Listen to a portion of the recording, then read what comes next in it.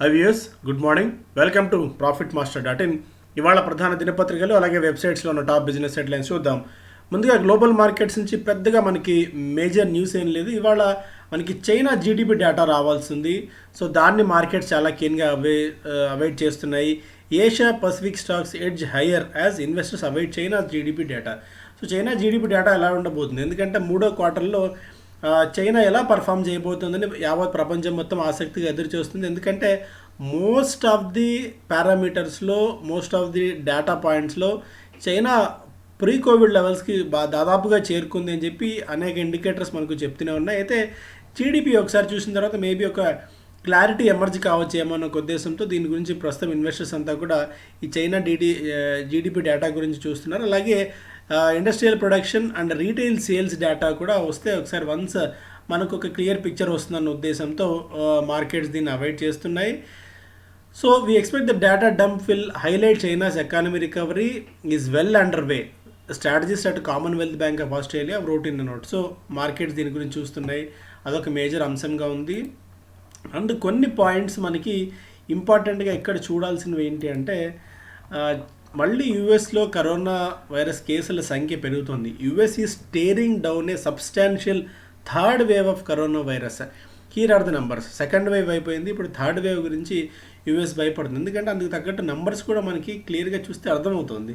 So wave ఇట్లా పెరిగి తగ్గి మళ్ళీ అదే రేంజ్లో పెరుగుతూ మళ్ళీ మెల్లగా కేసుల సంఖ్య పెరుగుతుంది.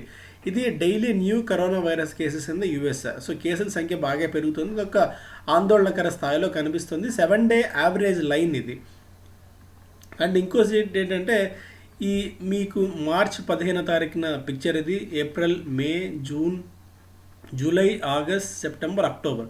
So red data, red points ఏవైతే ఉన్నాయో ఇక్కడ కేసుల సంఖ్య బాగా పెరుగుతోంది అని చెప్పి John Hopkins university and CNBC analysis రెండు వీళ్ళు ఇచ్చిన మ్యాప్స్, ఈ హీట్ మ్యాప్ ఆధారంగా మనకు అర్థమవుతుంది. సో ఇది కూడా మార్కెట్స్ కాస్త కీన్గా అబ్జర్వ్ చేస్తున్నాయి. ఎందుకంటే ఆ స్థాయిలో మళ్ళీ అక్కడ కేసులు పెరుగుతున్నాయంటే మళ్ళీ యూరోప్ లాంటి పరిస్థితి ఏమన్నా తలెత్తొచ్చా అని. బట్ డొనాల్డ్ ట్రంప్ లాంటి వాళ్ళు దాన్ని ఏమాత్రం పెద్దగా లెక్క చేయట్లేదు, కేర్ చేయట్లేదు. అది విషయం పక్కన పెట్టినట్టయితే కేసులు పెరుగుతున్నాయి. ఇది ఆందోళనకరంగా ఉందా లేదా అన్నది మనం చూడాలి. అండ్ మార్క్ మోబియస్ చెప్తున్నారు, one of the most prominent investment advisers and అనలిస్ట్గా చెప్పుకోవచ్చు. మార్క్ మోబియస్ చాలా వెటరన్ ఇన్వెస్టర్. తను కమాడిటీస్లో కానీ ఇండియన్ మార్కెట్స్ గురించి కానీ మోస్ట్ ఆఫ్ ది మార్కెట్స్ గురించి ఆయనకు చాలా అమితమైన పట్టు ఉంది. Expect dramatic fall in markets if US elections outcome is contested warns Mark Mobius. So ఒకవేళ ఈ ఎలక్షన్స్లో జో బిడెన్ గెలిచి డొనాల్డ్ ట్రంప్ ఓడిపోతే, డొనాల్డ్ ట్రంప్ ఏదైతే ఓడిపోయిన దాన్ని అంగీకరించకుండా మళ్ళీ ఆయన కోర్టుల చుట్టూ తిరగడము, కోర్టుకు వెళ్ళడము, ఆ జో బిడెన్ ఎన్నికను సవాల్ చేస్తూ ఆయన న్యాయపరమైన పోరాటం చేసినట్టయితే అది మార్కెట్స్కి చాలా చాలా చాలా ప్రమాదకారిగా మారుతుంది. మార్కెట్స్ ఎప్పుడు అన్ఫేవరబుల్ మార్కెట్స్ ఎప్పుడు అనిశ్చితిని కోరుకోవు. ఇలాంటి టైంలో మార్కెట్స్ భారీగా పతనమయ్యే ప్రమాదం ఉంది అని చెప్పి మార్క్ మోబియస్ అంచనా వేస్తున్నారు. ఒక క్లియర్ మ్యాండేట్ వచ్చి డొనాల్డ్ ట్రంప్ గెలిస్తేనే మార్కెట్స్కి పాజిటివ్ అవుతుంది. ఎందుకంటే డొనాల్డ్ ట్రంప్ ఇప్పటికే ట్యాక్స్ కట్ చేస్తానని చెప్పి కార్పొరేట్ సర్కిల్స్కి చెప్పి ఉన్నారు. సో అది పాజిటివ్ అవుతుంది. అండ్ ఒకవేళ కనుక జో బిడెన్ గెలిచినట్టయితే, డెమోక్రాట్స్ గెలిచినట్టయితే వాళ్ళు మళ్ళీ పన్నులు పెంచడంతో పాటు ట్యాక్సుల పరంగా అదే అంటే రిచ్ మ్యాన్ మీద ఎక్కువ ఒత్తిడి తీసుకొస్తారని చెప్పి ఆయన భావిస్తున్నారు. సో ఇంతకుముందు కూడా మనం గతంలో చెప్పుకున్నట్టు Donald Trump is favourable for markets. So markets ఆయన విన్ని అవాయిడ్ చేస్తున్నాయి. ఒకవేళ డెసిషన్ ఏమన్నా తారుమారు అయిందంటే అక్కడ మ్యాండేట్, సో మార్కెట్స్ మీద దీని క్లియర్ ఇంపాక్ట్ అయితే ఉంటుందన్న సంగతి మనం గుర్తుంచుకోవాలి. And China rapidly expands use of experimental corona virus vaccines. So vaccine విపరీతంగా వాడుతున్నారు. అంటే vaccine testing, experimental testing vaccine విపరీతంగా వాడుతున్నారు. గతంలో ఎప్పుడూ లేని విధంగా హయ్యెస్ట్ రిస్క్ గ్రూప్స్లో ఈ వ్యాక్సిన్ని వినియోగిస్తున్నారని చెప్పి ఒక న్యూస్ మనం చూస్తున్నాము. సో మేబీ అన్నిటికంటే ముందే చైనా వ్యాక్సిన్ బయటకు వచ్చిన ఆశ్చర్యపోవాల్సిన అవసరం లేదన్నట్టుగా కనిపిస్తుంది వాళ్ళ టెస్టింగ్ ప్రాసెస్ బట్టి చూస్తే. So Economic Times first page చూస్తే on horizon sunset date for increases in import tariffs.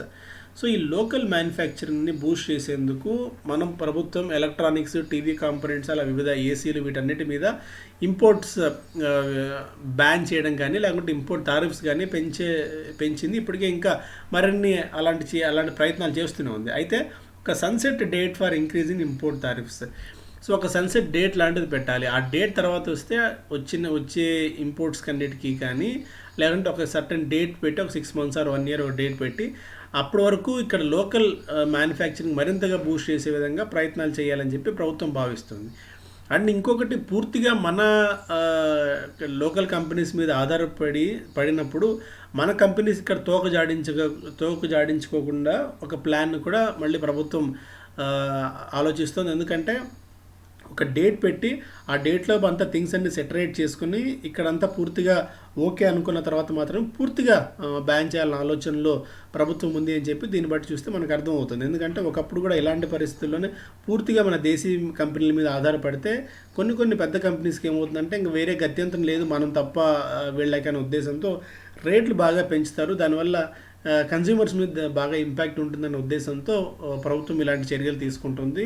And AC related stocks నిన్న కూడా మన శనివారం కూడా మాట్లాడుకున్నాం. లైక్ ఆంబర్ ఎంటర్ప్రైజెస్ లాంటి స్టాక్స్కి చాలా బెనిఫిట్ కాబోతోంది. బికాస్ ఏసీస్ మీద కూడా బ్లాంకెట్ బ్యాన్ ప్రభుత్వం విధించబోతోంది కాబట్టి. So auto companies on course to achieve highest monthly output in years. Factories running over time to produce up to 3.4 lakh cars and 24 lakh bikes in October. So ఎప్పుడు లేని విధంగా ఈ దసరా దీపావళి టైంలో pent-up demand బాగా ఉంటుంది. And almost 7-8 నెలలు market పూర్తిగా స్లంప్లో ఉంది కాబట్టి ఇప్పుడు అనూహ్యమైన సేల్ ఉంటుందని చెప్పి auto companies over time work చేసి మరి ప్రొడక్షన్ బాగా పెంచి డిమాండ్కి తగ్గట్టుగా సప్లై చేసేందుకు సిద్ధమవుతున్నాయని ఒక వార్త మనం చూస్తున్నాం. అలాగే retail investors can give Equitas A miss on week fundamentals. So Equitas small finance bank IPO వస్తున్న సంగతి మన అందరికీ తెలిసిందే. 280 కోట్ల రూపాయలు ఈ ఫ్రెష్ ఇష్యూ ఆఫ్ షేర్స్ ద్వారా ఈ సంస్థ సమీకరించాలని చూస్తోంది. అయితే దీన్ని అవాయిడ్ చేయొచ్చు, జస్ట్ ప్రైస్ చూసి టెంప్ట్ కావాల్సిన అవసరం లేదు. ఈ ఐపీఓని మనం మిస్ చేయొచ్చు అని చెప్పి అనలిస్టులు సలహా ఇస్తున్నారు, అంచనా వేస్తున్నారు. దాన్ని ఈ నెంబర్స్ బట్టి చూస్తే క్లియర్గా అర్థమవుతుంది. సో మనకి ఈక్విటాస్ స్మాల్ ఫైనాన్స్ బ్యాంక్ ఎందుకంటే ప్రైజింగ్ పాయింట్ ఆఫ్ వ్యూలో చాలా టెంప్టింగ్గా ఉంటుంది. 30-33 రూపీస్ ఐపీఓ వస్తుందంటే ప్రతి ఒక్కరు ఆసక్తిగా తీసుకుంటారు. ఎందుకంటే 13-14 వేల రూపాయలు పెడితే మనకు అప్లై చేసుకోవచ్చు. అండ్ ఈ మధ్యకాలంలో మోస్ట్ ఆఫ్ ది కంపెనీస్ అన్నీ కూడా మంచి బంపర్ రిటర్న్స్ ఇచ్చాయి కాబట్టి అట్లీస్ట్ మనం పెట్టిన 15-16 వేల రూపాయలు ఒక 5-6 వేల రూపాయలు డబ్బులు తీలేవా అన్న ఒక భావన ఉండొచ్చు. కాకపోతే ఏంటంటే అది చాలా రిస్కీ బెట్ అవుతుందని చెప్పి అనలిస్ట్ చెప్తున్నారు. ఇక్కడ చూస్తే మనకి total advances like Ujjivan finance and AU small finance బ్యాంక్స్తో పోలుస్తూ చాలా బ్యూటిఫుల్గా ప్రజెంటేషన్ ఇక్కడ ఇచ్చారు. అడ్వాన్సెస్ పరంగా ఓకే, ఉజ్జీవన్తో పోలిస్తే కాస్త బెటర్ బెట్ మీద ఉంది, అంతేకాని ఏయూ స్మాల్ ఫైనాన్స్తో పోలిస్తే ఆల్మోస్ట్ హాఫ్ బిజినెస్ మాత్రమే చేస్తుంది. కాసా రేషియో పరంగా కాస్త బెటర్గా ఉంది when compared with both AU small finance bank and Ujjivan small finance bank. Total income పరంగా చూసుకుంటే కూడా ఉజ్జీవన్తో పోలిస్తే కాస్త తక్కువగా ఉంది. And net profit 244 crores of net profit, Ujjivan 350 crores with తక్కువ బిజినెస్తో. అండ్ జిఎన్పిఏ అన్నిటికంటే మెయిన్ భయం ఆందోళన కలిగించేది జిఎన్పిఏ. ఇంత పెద్ద బిజినెస్ చేస్తున్న AU small finance bank 1.7, Ujjivan 1% జిఎన్పిఏ ఉంటే ఇది 2.7% గ్రాస్ నాన్ పర్ఫార్మింగ్ అసెట్స్ ఈ కంపెనీకి ఉంది. ఇది వరింగ్ ఫ్యాక్టర్గా ఉంది. అండ్ కాస్ట్ ఆఫ్ ఫండ్స్ అంటే ఏ ధరకి వీళ్ళు రుణాలు తెచ్చుకుంటున్నారు, ఎందుకంటే 7.6%కి వాళ్ళు వడ్డీకి వాళ్ళ అమౌంట్ తెచ్చుకొని దీన్ని 9%కో 10%గా ఇస్తే ఆ వచ్చే 2.4% మనకు మార్జిన్ అంటాం కదా, అది వీళ్ళకి లాభం అవుతుంది. ఆ కాస్ట్ ఆఫ్ ఫండ్స్ కూడా when compared with AU small finance bank కాస్త ఎక్కువే ఉంది. సో ఆల్మోస్ట్ ఉజ్జీవన్తో సరిసమానంగా ఉంది. సో నిమ్స్ చూసుకుంటే తక్కువ ఉంది. నెట్ ఇంట్రెస్ట్ మార్జిన్ అంటాం కదా, మనకు అప్పు ఇచ్చి మన దగ్గర నుంచి డబ్బులు తీసుకొని డిపాజిట్ రూపంలో వేరే వాళ్ళకి ఎవరైతే రుణం అవసరం ఉంటుందో వాళ్ళకు డబ్బు ఇచ్చి ఆ వచ్చే మార్జిన్ని మనం నెట్ ఇంట్రెస్ట్ మార్జిన్ అంటాం. ఆ నిమ్స్ కూడా వీళ్ళతో పోలిస్తే తక్కువ ఉంది ఉజ్జీవంతో పోలిస్తే. బట్ ఏయూ స్మాల్ ఫైనాన్స్తో పోలిస్తే కాస్త డబల్ ఉంది. సో రిటర్న్ ఆన్ అసెట్స్ చూసుకున్నా, రిటర్న్ ఆన్ ఈక్విటీ చూసుకున్నా, ప్రైస్ టు బుక్ వాల్యూ చూసుకున్నా కూడా అంత గొప్పగా ఏమీ కనిపించట్లేదు. ఆల్రెడీ మార్కెట్లో ఉన్న పీర్స్ మన కళ్ళ ముందు కనిపిస్తుండగా వెళ్ళి దీనిలో ఇప్పుడున్న మార్కెట్ కండిషన్స్లో ఇన్వెస్ట్ చేయాల్సిన అవసరం ఏముందన్న ఒక విశ్లేషణ వినిపిస్తుంది. కాబట్టి సో మా సలహా కూడా ఈక్విటా స్మాల్ ఫైనాన్స్ బ్యాంక్ ఐపీఓని మిస్ చేయడం ఇప్పుడున్న మార్కెట్ కండిషన్స్లో చాలా బెటర్గా కనిపిస్తుంది. సో ఇక decision is yours. CLSA positive and bank, cement and Larsen and Toubro. So CLSA చాలా పాజిటివ్గా ఉంది. ఎందుకంటే ఐటీ అండ్ ఫార్మా మనం చాలా స్ట్రాంగ్ గ్రోత్ ఈ పాటికే చూస్తున్నాం కాబట్టి, తర్వాత బ్యాంక్స్ అండ్ సిమెంట్ మీద కొద్దిగా ఫోకస్ ఎక్కువగా ఉందని చెప్పి సిఎల్ఎస్ఏ తన రిపోర్ట్లో చెప్తోంది. And IT stocks are buy and dips. Nifty likely to see strong support 11,400 and 11,600. So IT స్టాక్స్ని buy and dips. So IT stocks బాగా ఇప్పటికే పెరిగిపోయిన సంగతి మన అందరికీ తెలుసు. చాలా ప్రాఫిట్ బుకింగ్ కూడా లాస్ట్ ట్రేడింగ్ సెషన్లో వచ్చింది. సో మేబీ ఇంకొద్దిగా ప్రాఫిట్ బుకింగ్ వస్తే రావచ్చు. బట్ అలాంటి ప్రాఫిట్ బుకింగ్ టైంలో ఐటీ స్టాక్స్ని మనం కన్సిడర్ చేస్తే లాంగ్ టర్మ్ కోసం దృష్టిలో పెట్టుకొని మేబీ ఇక్కడి నుంచి కూడా కాస్త బెటర్ బైట్స్ అవ్వచ్చు అన్న ఒక అంచనాని most of the research agencies ఇస్తున్నాయి. And auto makers make a case for tyre imports from China. So ఇక్కడ ఒక ఇదొకటి ఉంది. చైనా మీద ఆల్మోస్ట్ చైనా నుంచి మనం టైర్స్ ఇంపోర్ట్ చేసుకోవడం దాదాపుగా ప్రభుత్వం బ్యాన్ చేసినట్టే కనిపిస్తుంది. దీనివల్ల పెద్ద టైర్స్ అంటే రెగ్యులర్ 2 వీలర్ 4 వీలర్ కాకుండా వెరీ హెవీ ఎక్విప్మెంట్కి కావాల్సిన టైర్స్ ని కూడా బ్యాన్ చేయడం వల్ల కొద్దిగా ఇబ్బంది అవుతుందని కొన్ని కంపెనీస్ చెప్తున్నాయి. సో మేబీ ఇవన్నీ కూడా మనకు బాలకృష్ణ ఇండస్ట్రీస్ లాంటి కంపెనీస్కి బెనిఫిట్ అయ్యే అవకాశం కనిపిస్తుంది. ఫైనల్గా మనం ఓవరాల్గా దీన్ని బట్టి చూస్తే అర్థమవుతుంది ఏంటంటే, ప్రభుత్వం సాధ్యమైనంతగా లోకల్ మ్యానుఫ్యాక్చరర్స్కి, లోకల్ కంపెనీస్కి ఎక్కువగా బూస్ట్ ఇచ్చేందుకు మరిన్ని ఇంపోర్ట్ టారిఫ్స్ని పెంచే అవకాశం ఉంది అని చెప్పి చాలా చాలా చాలా క్లియర్గా డేటా పాయింట్స్ అన్నీ మనం ఒక్కొక్కటి పోగు చేసి చూసుకుంటే అర్థమవుతుంది. అందుకని సాధ్యమైనంతగా లోకల్ మ్యానుఫ్యాక్చరింగ్ని బూస్ట్ చేసే కంపెనీస్కి, ఎక్కువగా మ్యానుఫ్యాక్చరింగ్ ఆధారంగా చేసుకున్న కంపెనీస్కి మనం బెట్ చేసుకుంటే మంచిది అన్నట్టుగా కనిపిస్తుంది. On horizon already import tariffs గురించి మనం ఫస్ట్ పేజ్లోనే డిస్కస్ చేసుకున్నాం దీని గురించి. సో బిజినెస్ స్టాండర్డ్ చూస్తే ఫస్ట్ పేజ్లో Navratri cheer auto firms see higher deliveries this year మనం ఆల్రెడీ తీసుకున్నాం ఎందుకంటే ఈ పాయింట్ని. సో ఈసారి దసరా దీపావళికి చాలా పెద్ద సేల్ ఉండొచ్చు అని చెప్పి స్ట్రీట్ ఎక్స్పెక్ట్ చేస్తూనే ఉంది. Centre to ensure interest waiver benefits by November 2. So November 2వ తారీఖు లోపు ఈ ఇంట్రెస్ట్ వేవర్కి సంబంధించి అంటే ఇంట్రెస్ట్కి సంబంధించి ఒక క్లారిటీ తీసుకునే అవకాశం ఉంది. ఈలోపు బిలో 2 కోట్లు అంటే 2 కోట్ల రూపాయల కంటే తక్కువ ఉన్న ఏవైతే రుణాలు ఉన్నాయో వాటికి సంబంధించిన వడ్డీ మీద వడ్డీని ప్రభుత్వం భరించే విధంగా ప్రయత్నాలు చేస్తున్న సంగతి మన అందరికీ తెలిసిందే. దాదాపు 6,000 నుంచి 6,500 కోట్ల రూపాయల మేర భారం పడుతుందని ప్రభుత్వం ఈపాటికే చెప్పుంది. దాన్ని November 2 లోపలికల్లా క్లియర్ చేయాలని ప్రభుత్వం చూస్తుంది. కాకపోతే బ్యాంకులు సుప్రీంకోర్టు ఇచ్చిన గైడ్లైన్స్ ఆధారంగా, ఎందుకంటే ఎన్పిఏగా డిక్లేర్ చేయొద్దు అని సుప్రీంకోర్టు చెప్పింది కాబట్టి మేబీ బ్యాంక్స్ వాళ్ళ రిజల్ట్స్ ప్రకటించడంలో భాగంగా కొద్దిగా ఎన్పిఏ భారం పెరిగే అవకాశం ఉంటుంది వాళ్ళకి. ఎందుకంటే అవి ఎన్పిఏగా చూపించలేరు, అట్ ది సేమ్ టైం బుక్స్లో దాన్ని ఎలా చూపించాలి అన్న ఒక ఆందోళన వాళ్ళకు ఉంది. కాబట్టి మేబీ బుక్స్ అడ్జస్ట్మెంట్లో భాగంగా కాస్త ఇబ్బంది పడచ్చు బ్యాంకులు అని చెప్పి ఇక్కడ ఒక డేటా చూస్తే మనకు అర్థమవుతుంది. సో November 2 లోపల క్లియర్ చేస్తా అని చెప్పి ప్రభుత్వం చెప్పింది కాబట్టి ఈ బ్యాంక్స్ మీద ఈ ఇంట్రెస్ట్ రేట్ ఓవర్ హ్యాంగ్ ఉంది. సో అప్పటి వరకు కాస్త జాగ్రత్తగా ఉండండి అని ఒక విశ్లేషణ. DMart sheds 2 stores in e commerce push. So Jio మార్ట్తో పోటీ పడాలి అంటే డీమార్ట్ కూడా వేగం పెంచాలి, ఆన్లైన్ ఈ కామర్స్ మీద దృష్టి బాగా పెట్టాలి.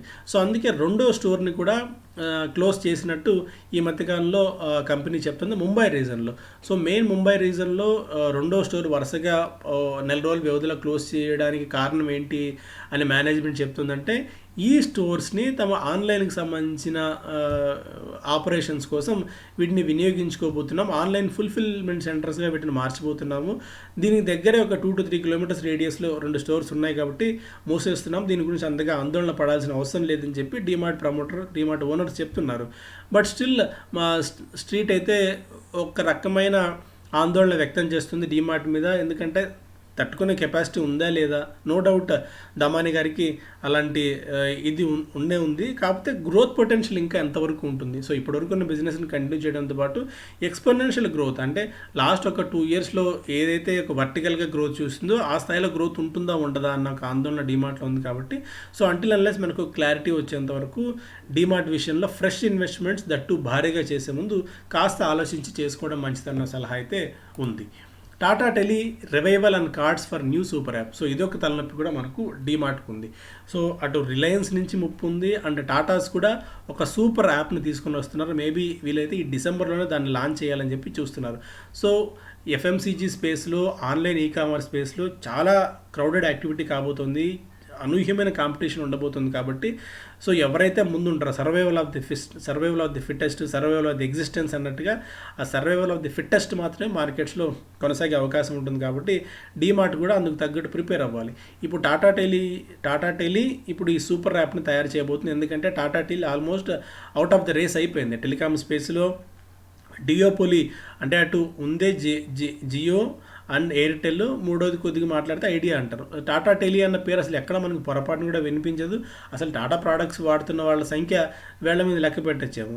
సో అలాంటి టాటా టెలిని రివైవ్ చేయాలంటే ఈ సూపర్ యాప్ కాన్సెప్ట్ ఒకటే మార్గం అని చెప్పి టాటా సన్స్ భావిస్తున్నట్టున్నారు. అందుకే టాటా టెలికి ఈ ప్రాజెక్ట్ మొత్తం ఇచ్చి మొత్తం వీళ్ళే హ్యాండిల్ చేయాలని చెప్పి చూస్తున్నట్టు ఉంది.